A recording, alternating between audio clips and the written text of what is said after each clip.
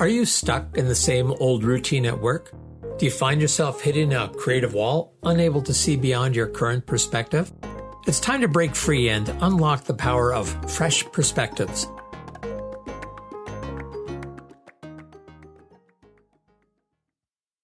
David Guthrow, Discover Fresh Perspectives. And today we're going to discover some with Annie Paquette. So Annie, welcome. Thank you. I'm very happy to be here with your Vancouver background where I used to live. So happy to be here. Oh, and we miss you, but you're in Sedona, so that's a pretty beautiful place to hang out.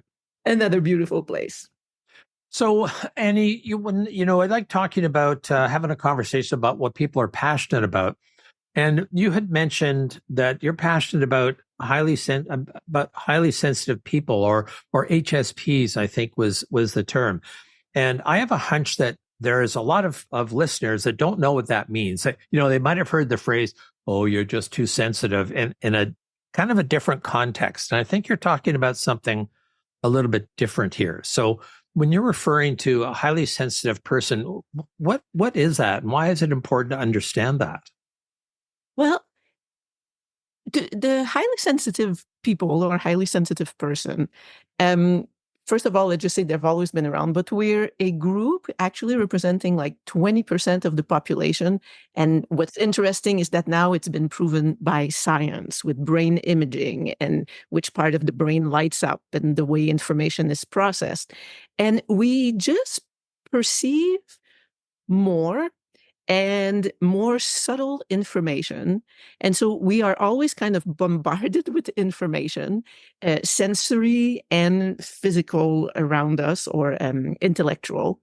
And who we are, the reason I'm passionate about it is that I grew up like many other people, just being told you're too sensitive, you're too intense, you're too caring, you're too particular, you're too complicated, you think too much. And all these things that I know a lot of people have felt throughout their lives and grew up with this. And it kind of left us feeling like something was wrong with us. And we didn't fit anywhere. And many of us kind of retreated into, isolated ourselves into creative endeavors or whatever we could do. And, growing up like this, it kind of makes that there are some wounds that kind of follow us through our years. And what's really interesting now is that there is this research or emergence of discussion about HSP. Some of us call themselves empaths. And it's this 20% of the population that our nervous system is actually designed differently. So designed differently in what way? And I'm starting to get a sense that this is I have so many questions going through my mind. And first of all, I'll just make a comment that I was stunned when you said that 20% of the population is that, and we're just now realizing that as something to pay attention to. And I know part of it, like our organization I'm part of, is really wants to focus on a sense of belonging and inclusiveness. And I know there's one of our members who's very sensitive to sound. So, oftentimes in a meeting where it's been amplified so that everyone can hear it, it just drives her crazy, right? It's overwhelming. But I think this is based on what you said, it's a much bigger or broader concept than just being like sensitive to sound or sensitive to certain sense and stuff like that. And you use the term empath, which to me is something that's quite a bit bigger. So, let me start with, what's the impact that it had on you? People not recognizing this. Like, I can imagine that there were certain judgments around that and how that actually affected you. Absolutely. And I will want to go back to your question about people that call themselves empath. Mm-hmm. Because actually, if we can remember the question you just asked me after I do a little bracket, it's actually in the studies that they did of the brain, they show actually greater activation of an area of the brain that is called the insula, whatever. And I'm trying to get my words right here. and in the system of mirror neurons, there is actually also greater activity there, which, science believes is the seat of empathy. So the reason some of us, I guess, call themselves empaths is because physiologically, we actually have a part of the brain that is more activated, and that makes us more sensitive and more empathic. So you use the term again. I don't know who listens to this. I just wish there were a whole lot more to benefit from this. But I think you use the term mirror neurons. Did I hear that correctly? So Yeah. so what are mirror neurons? That's hard to say. I know. And I will not go into those details because I'm not familiar enough. So I'll start replying to your question that you asked, how it impacted me. And what I hear now, because the community is becoming so big, there are many podcasts about HSP and blogs and TED Talks and books. And it's like it has become something that so many people are becoming aware of, identify with, and that need to be addressed and kind of to make sense of how our life went and to understand how we function in the world and understand, kind of the pros and cons of being that and how to self-care for the cons, because being that sensitive, we become overwhelmed easily, we're overstimulated, we have mental fatigue. But there are ways, for example, we need a lot more downtime because we need to stop the stimulation. But then there are all the good parts that are qualities that we develop more specifically having this kind of nervous system. So the reason I say I'm not going to go into the mirror neurons and the science is that I discovered the world of HSP, I think now it's 2 years ago. And I had never heard of that. But I did spend my life like kind of wondering what the heck is wrong with me. Like I don't fit in. I don't see the world the same. People don't interact at the level.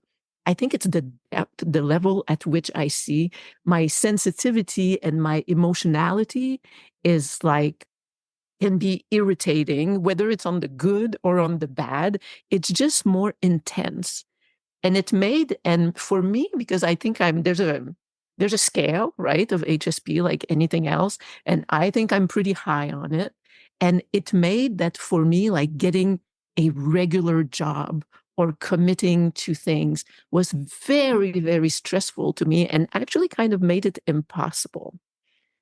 Um, and one of the things I'll add in my case, and a point that for me, as I start talking about this, is super important, is that I'm beginning to see or understand that there's a correlation between being a HSP, growing up probably, and having chronic illness. Hmm. And I've grown up with chronic illness. From the time I was 11 years old, I had ulcerative colitis, and it took a big chunk out of my life, and it's still a lot of adaptation for me. And what I'm discovering is that we know science now tells us that stress suppresses the immune system, right? That's why it's so important to work on our stress, because when we're stressed, our body is in our fight or flight response and dedicates all its energies to that and kind of forgets about the immune system. So that's why stress is so bad for our bodies. And when you're a HSP or somebody that is not recognized for who they are and cannot express and are told like you cannot rely on your feelings, what you're feeling is not right, we start suppressing who we are and suppressing our emotions in order to fit in and to be accepted and even be loved. And the stress of that on the body is immense.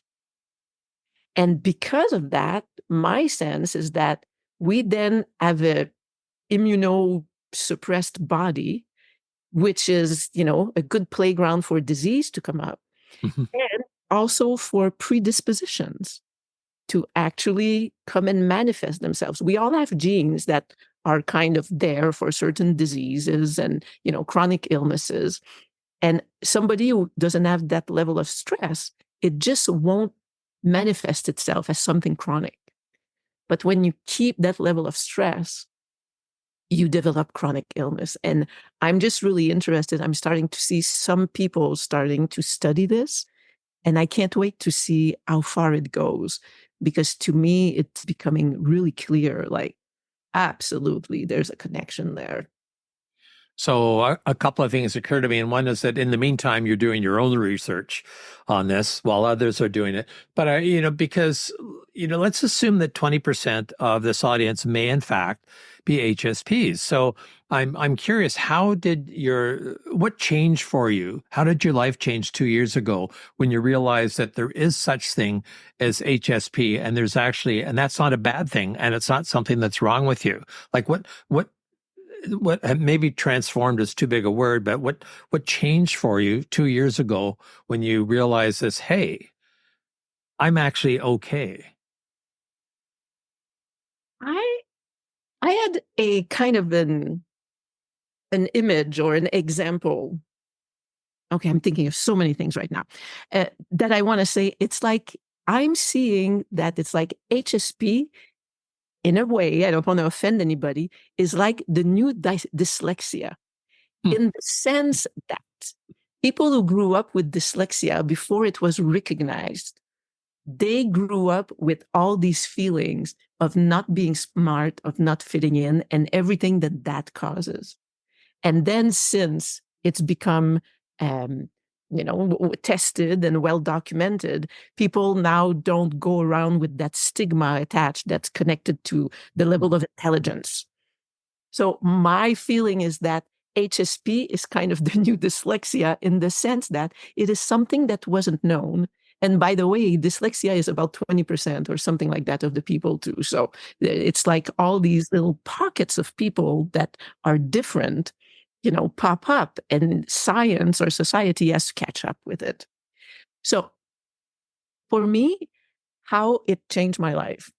One, it validated who I was. Mhm.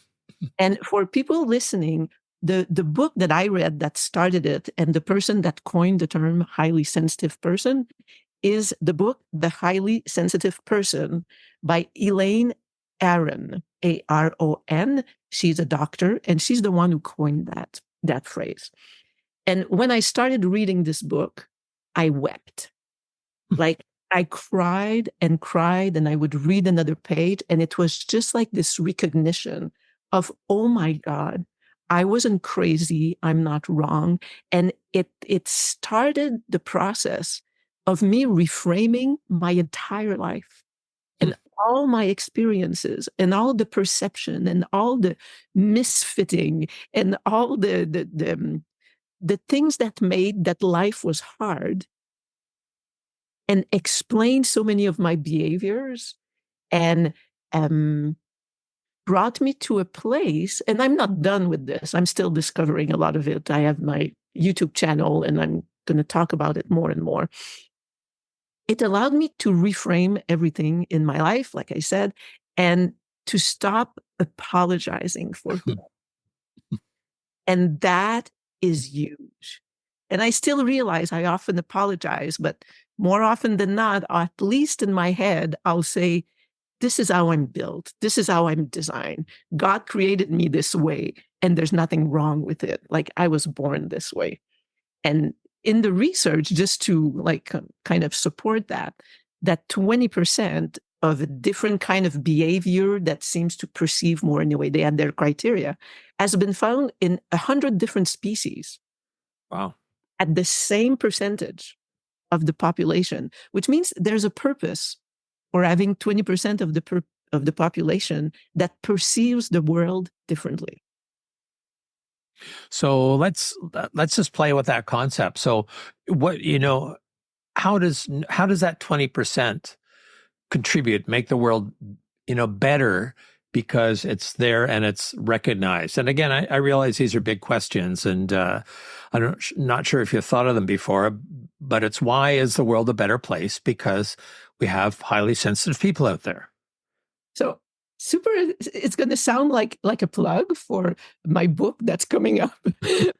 But I was actually writing about this, and I came because my position was the world needs us. Mhm. Like, it's, the world, the status quo, the world as it is right now, it's missing something, and it's kind of going to, hell in a handbasket. We need fresh perspectives. And as I was writing this, I had completed the part that I wanted to talk about it. And then I thought, okay, so I state that the world needs our contribution, but what is that? Mm-hmm. Like, what does, okay, yes, we're very empathetic. We have a lot of compassion. So we feel people, so we are more accepting, and it's good because we're more inclusive and we will see other people's perspective and all this. But I was like, beyond that, what can I say? So I actually spent a lot of time thinking and putting out some ideas and seeing what triggered what. And I'm going to try to remember, because it's actually kind of fresh writing, but it has to do with, or empathy. Our depth of thinking also is associated, because we sense everybody, a sense of justice and fairness is very important to us. So that's a position that is important to the world. Also, because we understand other people's position, just because we perceive so much of, and we're empathic, so we perceive empathically, it makes us great mediators and advisors and life coaches. That's a place where who we are can really be used. Other than that, because of our compassion and our passion, because our feelings are so deep, we can also be, if we have a cause or a product or whatever that we really believe in, then it makes us super powerful spokespersons and activists. So that's another place to put it. I had a lot more in my list. In history, I believe, and now, we are the artists. We are, like, because of our sensitivity, we're kind of the gentle souls. So we're the artists, the poets, the chefs. Anything that comes from deep creativity is part of who we are. So this is something that we bring to society. Most artists, I believe, are HSP. I mean, there's lots to dig into, and even those ones that you just mentioned. So, for a mediator, I think my sense is that an HSP, if I can use that short form, actually perceive things beneath the words that are being spoken. Yes. Right. And, and picks up other things. And the artist, like my daughter, I think she's 24. I think she's amazing artist, because she creates things, and she's a potter. And I kind of go, how on earth did you see that? Or how did you come up with that? And she just, just perceives things differently. So just maybe that's just one, n equals one, but it seems to validate that. One of the things I'm wondering is that there's two areas I'd like to dive into if we have time. And one is, what's a better systemic response to people that we know, needs to be inclusive for HSPs, and how, if I'm having a conversation, am I going to recognize someone HSP? Like, I don't imagine people are going around with a tattoo on their forehead that says HSP, treat me a certain way. But how would I recognize someone that's potentially an HSP, and how would I relate with them more effectively, knowing that? That's a great question. I think in a way, it's just multiplying the way that you would deal with anyone, in the sense that everyone needs to be seen, heard, and valued, right? And the thing with HSP is that it's the intensity of the feelings and the reactivity and all that sometimes is a little bit much. And I think just allowing, I never thought of it this way, the way you asked me the question right now. If we meet somebody, I think it's just like giving space for the emotion and not judging the depth of emotion. I think that's a big one, because I've been judged a lot for either being very affected, like negatively with sadness and, things hit me hard. But at the same time, my joy and my love and all this on the other side of the pendulum is also super intense. So it's understanding that there's a flow. And I think when people don't know themselves and don't know how to um, uh, modulate or to, I'm missing my words here, but it's harder because if they don't know, then it's hard to support somebody who doesn't know. But in a work environment, I'll say that since overstimulation is a big issue, if somebody has there's some studies that associate a very sharp intelligence with HSP also. So if somebody has a mind that really goes fast and has a lot of ideas, what we need is kind of a sanctuary. And once we have this space of sanctuary, of quiet, we won't do well in a place with a bunch of little cubicles where everybody's talking at once. Like I can't even speak if I'm in a place like this, or if I do a call and somebody's in a calling room, it's like my mind is just going to, blow a switch, blow a fuse. I can't. So it's giving the space and understanding that there needs to be a retreat just to process things and that things go deeply and then they'll reemerge and deeply and come back to. So someone, I mean, most of my practice is as a facilitator, and some of the things that I've seen that makes me think about now is, so what wouldn't work is if you have some people with very strong opinions on a question and they're going very loud and very insistent at it, and you see other people just kind of check out. Mm-hmm. Right. Because and part of it is ensuring that there's an opportunity for that. Like I literally have seen people check out. They had great ideas, but they're not going to stand up on their chair and say, "Hey, I've got a great idea. Listen to this." It's just not appropriate. And so, making sure that there's an opportunity for balanced conversation and being willing to call, let's just have a timeout and let's just, diffuse for a minute because it's not working for everybody. And if it doesn't work for everybody, right?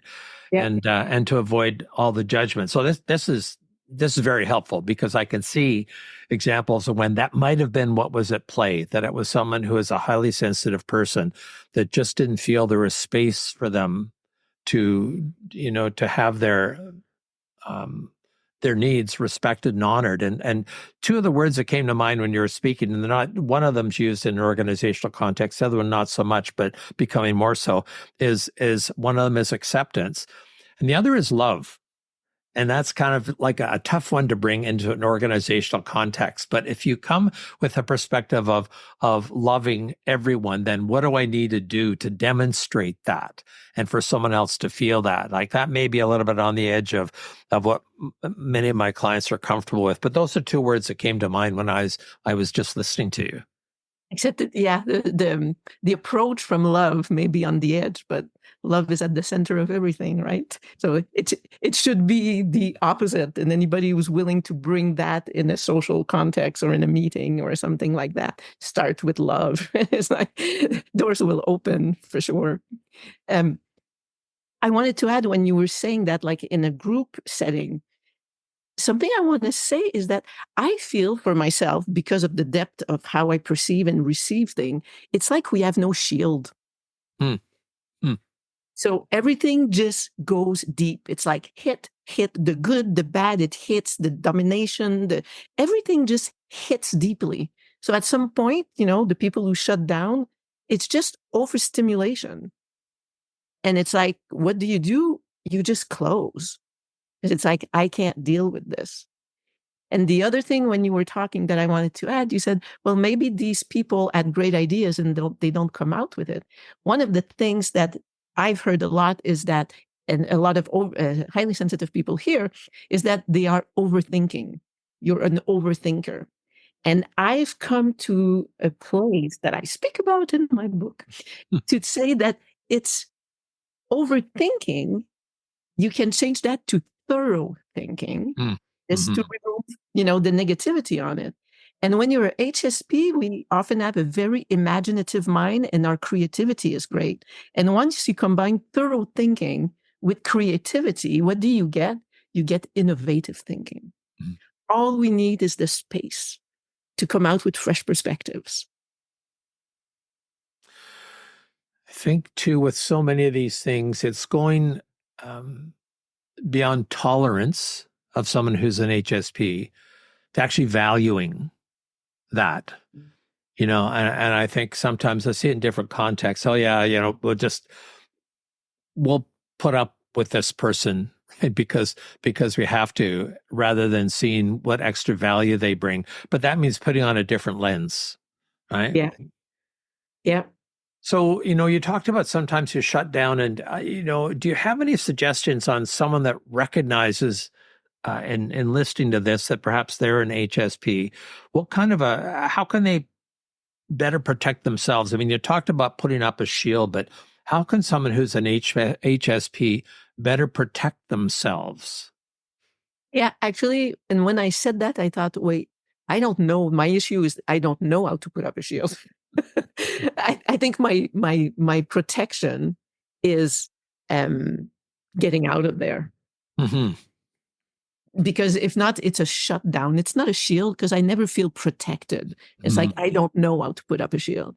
But that's why the idea of timeout and having a sanctuary where we're free to think, create, download, process, and rest. It is said that HSPs, we may be hyper productive when we put everything we have into something, but after we need more time than others to rest and to reset and to start anew.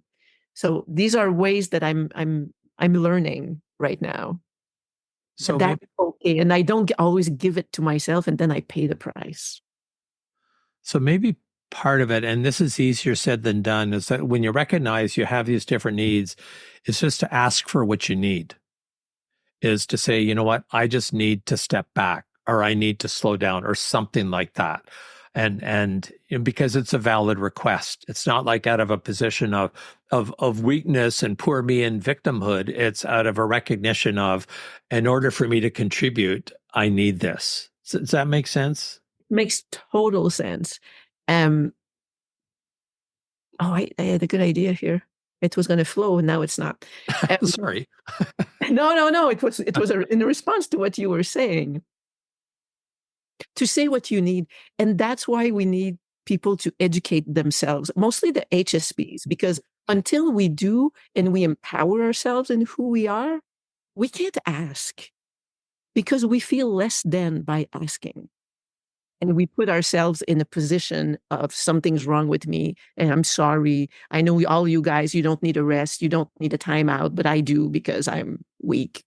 So unless we empower ourselves and accept that this is how our nervous system is designed, and it comes with genius. And we need to understand and learn what are the both sides so that we feel empowered and stop apologizing so that we can ask for what we need. I think we really need to value the people that are not in the middle of the normalized curve, the people on the edges, right? That don't quite fit, and we don't know to look for them. So I want to make sure that in the program notes I get a couple of things. So first of all, the name of the book that you mentioned. Secondly, your YouTube channel, because I love your YouTube channel because you just come from a place of peace and insight and things like that, which is quite wonderful. And the third thing is the name of your book so people can be looking for it. Thank you, David. I'll make sure that we put that in your program notes. So I'd like to thank you so much for sharing this today, Annie. I'm sure there's a lot of people that I hope everyone stops just to consider this, to consider, am I an HSP? Is there a way that I can make more space for an acknowledgement and valuing of people that are different, that are HSPs, that are different because they bring something different. It's not because it's a right wrong sort of thing. So I hope people think about that and look into the resources that we're going to provide. So thank you so much, Annie Paquette, for being here with me today as we discover fresh perspective. And I know that's the closing, but I'm going to add one small thing to what you just said. And for parents to learn what it is to see it in their children, because children that are supported and encouraged in who they are in that sense, well, every child should, but now for my sake, for my passion, I'm going to talk about HSP. They can grow up to be like key constituents of society and become heart radiant leaders, because we make great leaders. But for that, we need to be encouraged and strengthen our heart and our positions. So parents have a great role to play for the future. I think that is an absolutely fabulous addition to this conversation. So once again, Annie, thank you very much for having this conversation with me today. Thank you, David. I'm so glad. It was wonderful seeing you. David Guthrow, Discover Fresh Perspectives. Look forward to having you listen to the next time for some more fresh perspectives. Subscribe now, because on Fresh Perspectives, every episode is an opportunity to explore new horizons and redefine what's achievable.